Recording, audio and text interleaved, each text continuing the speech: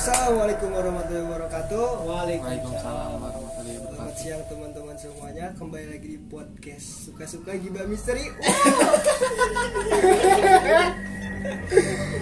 Sini saya mempunyai podcast yang menurut saya cukup menarik. Mempunyai satu cerita di kampung. Ya tidak bisa disebutkan namanya lah. Di kampung. Pada suatu kampung gitu kan, di kampung A. Terdapat seorang bapak-bapak berusia 45 tahunan gitulah ya. Dia mempunyai pribadi yang sangat baik. Ya, rajin sholat, rajin ke masjid, rajin zakat, puasa gitu kan. Dia naik haji tapi belum naik haji. Si bapak itu mempunyai kepribadian yang cukup baik lah, sering menolong orang sesama gitu kan. Ya meskipun latar belakang ekonominya pun masih kurang, tapi selalu berusaha membantu sesama. Nah, si bapak itu berprofesi sebagai penjual kain kapan keliling di kampung A itu. Kenapa si bapak itu bisa jualan kain kapan keliling? Karena di kampung A itu termasuk masih kampung yang sangat pelosok gitu kan, di pedalaman perkampungan lah gitu kan. Nah, kenapa bisa laku juga kan Pak Ahmad bisa berani jualan di kampung, padahal ya kan apa namanya takut nggak laku gitu kan kalau di kampung. Biasanya. Sedangkan itu juga jualan kain kapan gitu kan. Jarang juga orang meninggal. Ya, setiap harinya gitu kan. Ya. Nah, kenapa begitu? Karena Pak Ahmad kampungnya itu sangat berdekatan dengan Nusa Kambangan yang notabene banyak orang-orang yang dieksekusi mati, dan Pak Ahmad pun ingin membantu gitu kan. Warga-warga kalau ada yang meninggal, masa harus jauh-jauh ke pusat kota gitu untuk membeli kain kapan. Ya, makanlah Pak Ahmad itu jualan kain kapan keliling Pak gitu di kampung A itu. Nah, singkat cerita, Pak Ahmad pun berjualan lah gitu dari hari Senin sampai hari Minggu seperti biasanya. Dari hari Senin itu sampai hari Sabtu dia laku keras gitu kan. Nah, pas dari Minggu itulah Pak Ahmad belum menemukan rezekinya. Ya Pak Ahmad pun tidak berpikir yang aneh-aneh. Mungkin ya resikonya dagang gitu gitu kan. Kadang laku, kadang enggak gitu kan. Nah, Pak Ahmad pun bergegas lah pergi ke sebuah masjid karena sedang berkumandang adzan maghrib untuk melaksanakan sholatlah Pak Ahmad dan berdoa kepada Allah Subhanahu wa Ta'ala. Dia selalu bersyukur walaupun dia tidak diberi dagangan yang laku untuk hari ini, tapi dia masih bisa sholat maghrib Pak. Katanya Tidak seperti Anda. Nah, setelah itu Pak Ahmad bertemulah dengan seorang pria yang bernama Bapak Lukman, dan Pak Lukman pun bertanya kepada Pak Ahmad, "Bapak dari mana?" Soalnya saya belum pernah lihat Bapak sebelumnya. Ya. "Oh ya, saya dari kampung sebelah Pak. Bapak lagi apa di sini?" "Saya jualan kain kapan keliling Pak." "Wah, gimana dagangnya hari ini?" Cina. "Ya kalau hari ini Pak belum ada rezekinya, dari pagi saya keliling belum dapat." "Waduh, kasinya udah saya beli aja semuanya." Wah, dengan senang hatinya lah Pak Ahmad pun mengiyakan tawaran tersebut. Setelah itu Pak Ahmad pun diajak ke rumah Pak Lukman karena transaksi kan belum terjadi karena itu masih bukan masjid. Dibawalah Pak Ahmad ke rumahnya, dan Pak Ahmad pun sangat terkejut. Wah, itu pas melihat rumah, besar sekali, sangat megah gitu. Setelah itu Pak Lukman pun mempersilahkan Pak Ahmad untuk masuk, dan diperkenalkanlah oleh Pak Lukman istrinya kepada Pak Ahmad itu. Dan Pak Ahmad pun berbicara di dalam hati, wah ini sepertinya orang kaya yang sangat dermawan. Nah, setelah itulah Pak Ahmad dipertemukan dengan istrinya yang bernama Ibu Lukman dan Bapak Lukman.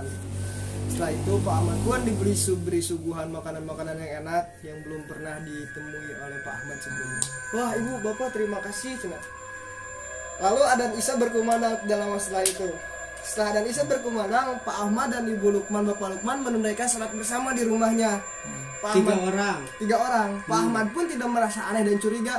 Ya mungkin ini udah kebiasaan di sini, saya selalu salat berjamaah dengan suami istrinya. Ya saya ikut aja lah menghargai saya sebagai tamu. Setelah itu, setelah salat Isya, Pak Ahmad pun langsung bergegas pamit kepada Pak Lukman dan Ibu Lukman. "Pak, Ibu, saya pulang dulu soalnya sudah malam, istri dan anak saya sudah menunggu." Namun Pak Lukman pun tidak memberi izin dengan alasan yang sangat rasional, karena kampung Bapak Ahmad dengan Pak Lukman itu sangat jauh, gitu, sangat jauh.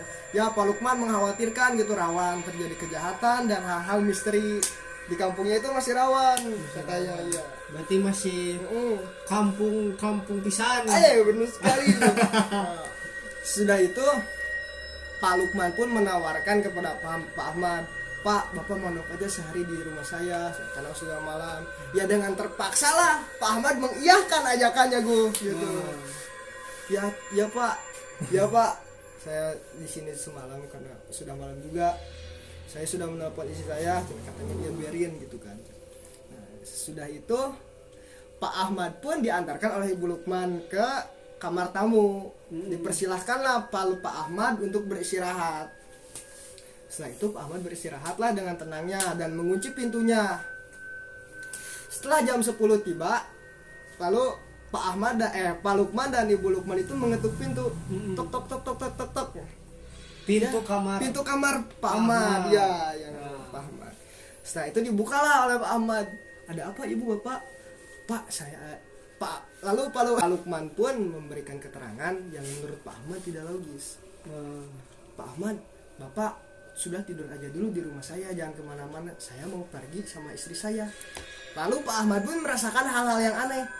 Malam. Kok masa sih ya di kondisi malam saya baru kenal 1 jam 2 jam Pak Lukman sudah mempercayai kepada saya.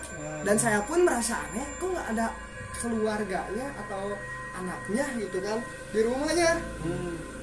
Ya tanpa berpikir panjang Pak Ahmad pun mengiyakan karena tidak enak lah gitu kan sebagai tamu. Setelah itu kunci di pintu lagi, pintu dikunci lagi. Pak Ahmad pun bergegas lah tidur. Namun siangnya pada saat itu Pak Ahmad pun sangat sulit tidur dan merasakan gelisah yang sangat luar biasa, Wak. Pintu yang dikunci pintu kamar pun dikunci lagi oleh Pak Ahmad. Setelah itu Pak Ahmad pun mendengar suara mobil Pak Lukman dan Ibu Lukmannya sudah bergegas pergi meninggalkan rumah.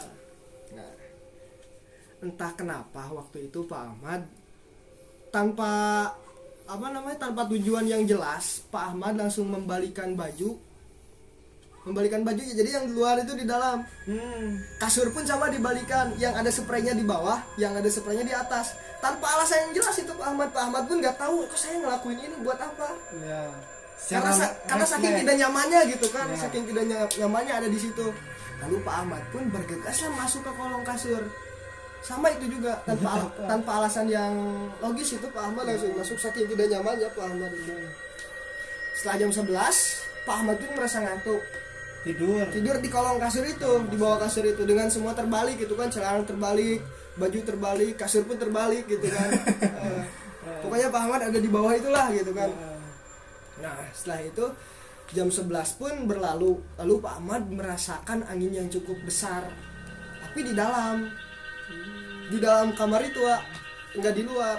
Suaranya pun berasal dari dalam gitu.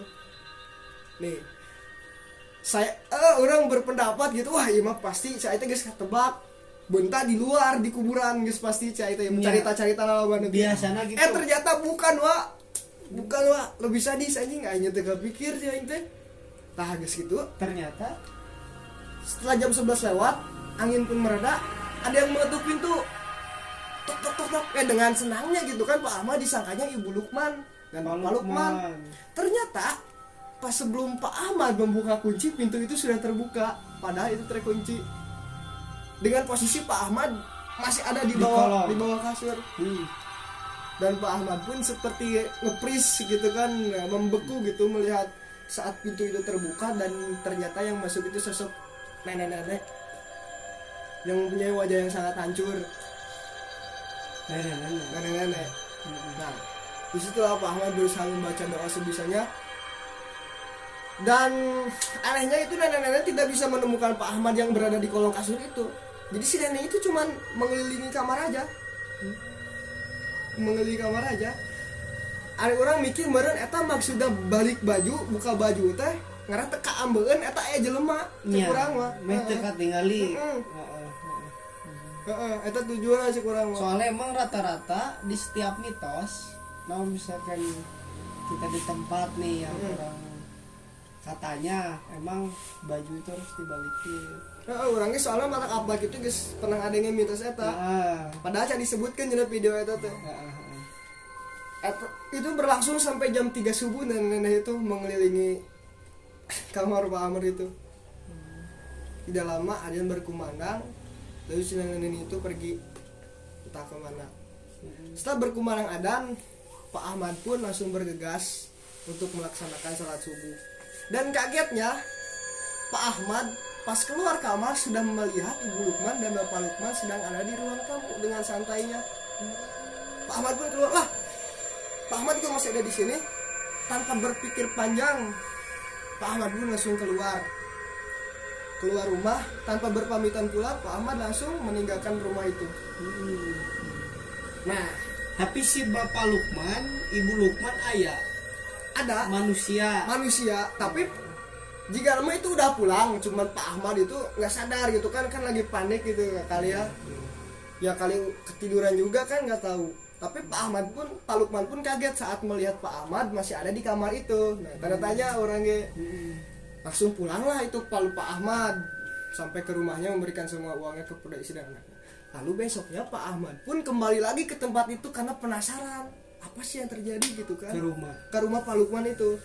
Nah, pas udah sampai di kampung Pak Lukman, Pak Ahmad pun melihat banyak orang yang berkerumun di rumah Pak Lukman dan Ibu Lukman itu.